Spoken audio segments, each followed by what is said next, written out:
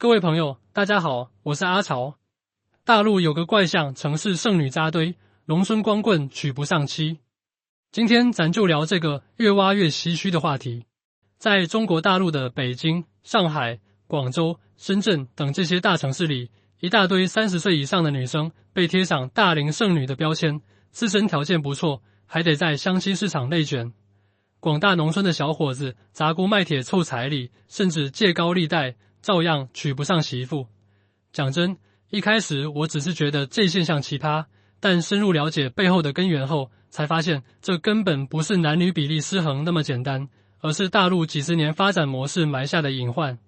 反观咱们台湾，同样是城乡并存，却从没出现过这么极端的情况。说真的，我打从心底庆幸，咱们生在台湾太幸福了。先给大家报一组大陆官方的数据。第7次人口普查显示，他们适婚年龄20到40岁的男生比女生多了整整3490万。按说男生多女生少，女生该是香饽饽吧？但实际情况是，这3490万的性别差被城乡割裂，硬生生拆成了2个极端。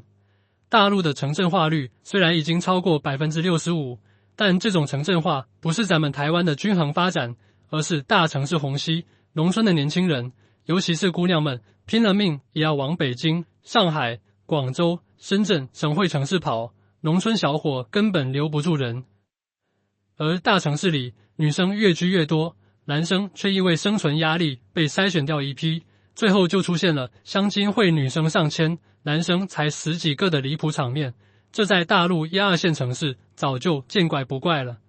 很多人觉得是男生多女生少导致农村娶不上媳妇，可在大城市明明是女生多男生少，这说明问题的核心不是总量失衡，而是分布失衡，被源在于资源分配的严重不公。前阵子我看大陆法制日报报道，湖北随州有个农村小伙，为了娶媳妇花了 32.8 万元人民币彩礼，还不算3金，买房首付，这笔钱换算成新台币就是140多万。要知道，随州农村的人均年收入还不到3万元人民币，这笔彩礼相当于全家10几年的积蓄。为了凑钱，家里不仅花光了所有存款，还向亲戚朋友借了10多万，甚至贷了小额高利贷。结果呢，刚按习俗办了婚礼，还没来得及领结婚证，2人就因为琐事闹掰了，最后闹到法院要彩礼，折腾了大半年，法院只判女方返还20万元人民币，相当于打了个6折，男方家直接亏了12万多，原本就不富裕的家庭雪上加霜。咱们想想，在台湾，不管是台北、高雄这样的大城市，还是台东、屏东的乡村，聘金大多是象征性的6万、12万新台币，讲究的是礼轻情意重，双方家长坐下来商量，根据家庭情况定，重点是孩子们过得好，哪需要砸锅卖铁借外债，更不会出现为了结婚返贫的事。为啥大陆农村彩礼这么高？本质上是婚姻资源稀缺导致的恶性竞争，农村姑娘越来越少，彩礼自然水涨船高。这不是婚俗问题，是农村被大城市掏空后，年轻人婚恋权被牺牲的体现。再说说大陆的城市剩女，很多人觉得是他们眼光高，挑3拣4，但说真的，深入了解后你会发现，他们不是不想嫁，是真的没得选，甚至是不敢选。大陆最大的婚恋平台世纪佳缘2024年发布的报告显示，北京、上海、深圳这些大城市的女生找对象的核心诉求里，有房有车，月薪上万人民币，换算成新台币就是4、5万，占比高达 78.3%， 还有 62.1% 的女生要求男生学历不低于自己。为啥要求这么高？不是他们贪慕虚荣，是大陆大城市的生存压力实在太恐怖了。我认识一个在上海打拼的大陆女生，老家是河南农村的，在写字楼做行政，月入4500元人民币，租住在上海嘉定区的合租房里，1个月房租就要2200元人民币，再加上吃饭、通勤、水电费，每个月基本月光，连买件新衣服都得犹豫半天。她跟我说，不是不想降低标准，是不敢降。要是找个跟自己收入差不多的男生，2个人加起来月入不到1万元人民币，在上海连房贷的零头都不够，更别说以后养孩子、养父母。而且大陆的社会保障体系不像咱们台湾这么健全，没有房子就没有稳定的归属感，老了也没有足够的保障，所以他们只能把有房有车当成结婚的底线，这根本不是挑，是被生存压力逼出来的无奈。反观咱们台湾，哪有这种烦恼？咱们台湾的优势从来不是运气好，而是几十年坚持的均衡发展模式。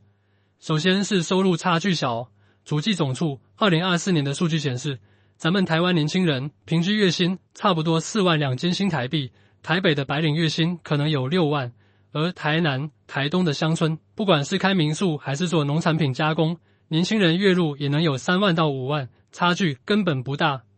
其次是住房压力小，就算在台北租房，郊区一个带独立卫浴的单间，也就8000到1万2千新台币。要是愿意往新北、桃园走，5000到8000新台币就能租到不错的房子，省着点花，每个月至少能攒下1半工资。更重要的是，咱们台湾的公共资源均衡，乡村的学校虽然规模小，但师资、设备都是按标准配备的，不会出现农村学校没老师的情况。乡村的诊所也能覆盖基本医疗需求，真有大病，健保也能报销大部分。姑娘们根本不用为了优质资源扎堆往大城市跑。所以，咱们台湾从来不会出现城市女生过剩、农村男生过剩的奇葩情况。不管是在城市还是农村，年轻人都能安心生活，正常婚恋。更夸张的是，大陆农村的资源被大城市吸得干干净净，这不是短期现象，而是几十年制度设计埋下的伏笔。建国初期，大陆搞了城乡2元户籍制度，把人硬生生分成城市户口和农村户口。城市户口能享受粮食供应、医疗、教育等各种福利，农村户口却只能靠种地谋生，甚至连进城打工都受限制。这种制度的本质就是靠低价征收农民的粮食，牺牲农村的利益来补贴城市的工业发展，相当于让农村供养城市。后来改革开放，户籍制度虽然放宽了，但资源分配的逻辑没变，好的企业、好的学校、好的医院还是全集中在大城市。大陆社科院2024年的报告显示，大陆 80% 的优质就业岗位集中在直辖市和省会城市，农村的就业机会基本只有种地和零散的小工。教育资源更悬殊，大城市的重点中学师资力量比农村整个县的中学都强。在这种情况下，大陆农村的姑娘进城后，见过了地铁、商场、优质教育，体验过了有保障的生活，怎么可能还愿意回农村？数据也能说明问题。大陆农业部2023年的调研显示， 73.6% 的农村适婚女性进城后都明确说不回村定居，就算在城市过得辛苦，也比回农村看不到希望强。这种单向的人口流动直接导致农村婚姻资源枯竭，也让城市婚恋市场严重失衡。咱们台湾就不一样了，这些年一直在搞乡村振兴，而且不是喊口号，是真金白银的投入。核心逻辑是让农村有发展前景，让年轻人愿意留下来。咱们台湾的农委会每年都会拨专款，支持农村发展特色产业，宜兰的民宿、台东的粿锅农场、云林的农产品加工厂、南投的茶叶文创，都是这么发展起来的。政府不仅给资金支持，还帮着做品牌推广，对接销售渠道，让农村的年轻人不用背井离乡，在家门口就能创业就业。我去年去台东玩，认识一个开民宿的小伙子，他原本在台北的科技公司上班，月入5万新台币，后来看到家乡的观光业发展得好，就返乡开了家特色民宿，现在一个月能挣6万多新台币，比在台北还多，而且压力小很多。他娶了同村的姑娘，聘金就给了8万新台币，小两口一起经营民宿，闲暇时间还能陪父母，小日子过得美滋滋。再看大陆农村小伙，他们进城只能干最累、最没保障的活，工地搬砖、外卖骑手、仓库分拣员，这些工作不仅辛苦，而且大多没有社保，月均收入也就6000到8000元人民币，换算成新台币才3万左右。他们在大城市根本攒不下钱，30岁之前要是攒不够买房首付，就只能返乡，可返乡后又没姑娘可娶，陷入进城留不下，返乡娶不上的死循环。这两种截然不同的命运，不是因为台湾年轻人更努力，而是咱们台湾有更公平的发展环境，农村不会被城市吸血，反而能和城市互补发展。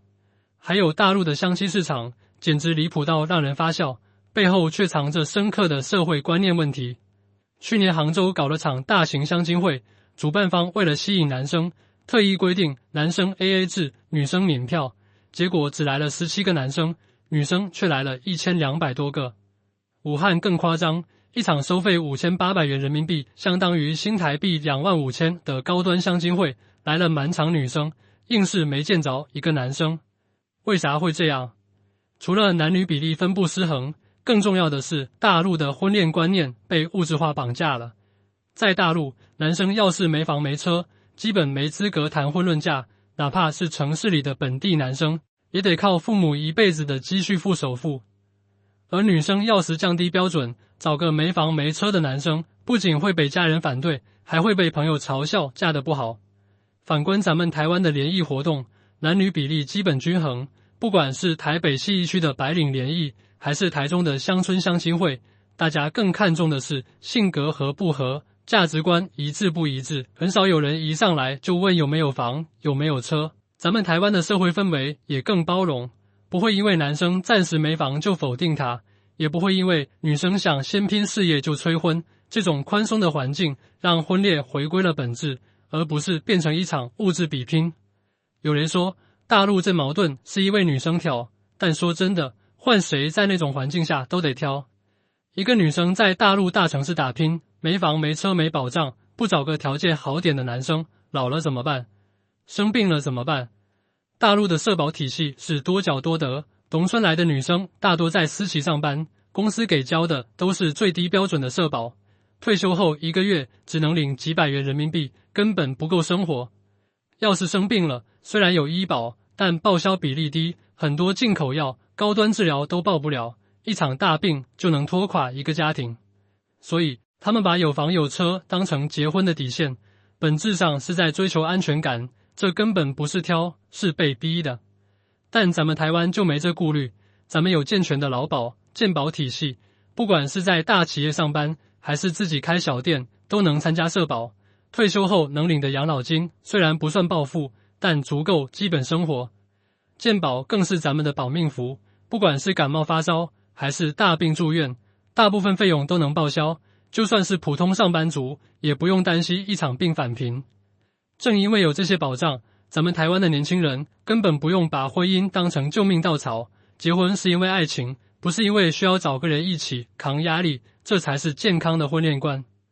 我认识一个在上海打拼的台湾女生，她在一家台资企业做财务，月入12000元人民币，按说条件不错，但她跟我说，身边的大陆女生压力大到离谱。她有个大陆同事，32岁，硕士学历，月入2万元人民币，在上海有套小公寓，算是优质女生，但至今单身。同事的父母天天催婚，甚至说女生35岁就没人要了，就算嫁个离婚带孩子的也比单身强，还到处托人给她介绍对象，不管性格合不合，先看有没有钱，有没有房。更离谱的是，亲戚朋友见面就问怎么还不结婚，好像单身就是原罪。但在台湾，30岁没结婚太正常了。我身边很多朋友，不管是男生女生，都选择先拼事业，35岁、40岁结婚的大有人在，家人不会催，朋友不会笑，大家都觉得婚姻是缘分，不是必选项。咱们台湾的女性地位也高，职场上不会因为是女生就被歧视，家庭里也不会被要求必须生孩子，必须做家务。女性有选择自己人生的权利，根本不会有人因为你没结婚就说三道四。这种社会包容度是大陆目前比不了的，也是咱们台湾年轻人幸福感高的重要原因。讲真，了解完大陆的这些情况，我更觉得咱们台湾的好不是偶然，而是几十年积累的结果。大陆那些城市剩女和农村光棍的矛盾，本质上是发展不均衡、资源分配不公、社会保障不健全这3大问题叠加的结果。户籍制度导致城乡割裂，大城市虹吸农村资源，发展模式重城市轻农村，农村失去发展前景，社会保障体系不完善，让年轻人只能靠婚姻追求安全感。而这些问题在咱们台湾早就得到了很好的解决，咱们没有严苛的城乡户籍壁垒，资源分配均衡，乡村也有自己的特色产业，年轻人愿意留下来。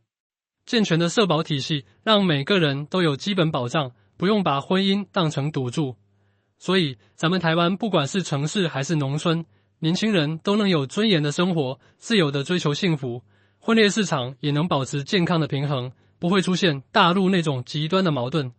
最后想跟各位乡亲说，不是咱们自夸，咱们台湾的生活环境、社会福利、发展公平性真的比大陆好太多了。这种好不是靠运气，是靠合理的制度设计、均衡的发展理念，以及对每个人基本权利的尊重。咱们不用为了结婚砸锅卖铁，不用为了生存背井离乡，不用一味单身被指指点点，这就是最实实在在的幸福。当然，我也希望大陆那边能早点意识到这些问题的根源，真正推进城乡均衡发展，完善社会保障体系，让那边的年轻人也能少点压力，多点选择。今天咱就聊到这，这些都是我结合大陆官方数据、媒体报道和身边案例整理出来的真实情况。真心希望您点赞关注，给我支持。下次再跟大家聊点两岸在民生发展上的真实差异，让大家更清楚咱台湾的优势在哪。我们下次再见。